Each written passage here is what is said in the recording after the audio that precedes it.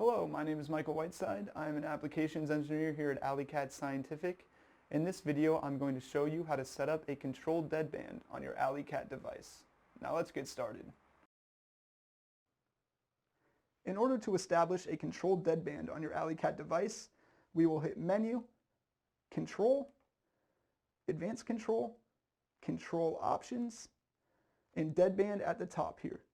Now what this deadband functionality does is it tells the device not to change its valve position if the flow rate is within the deadband of the set point.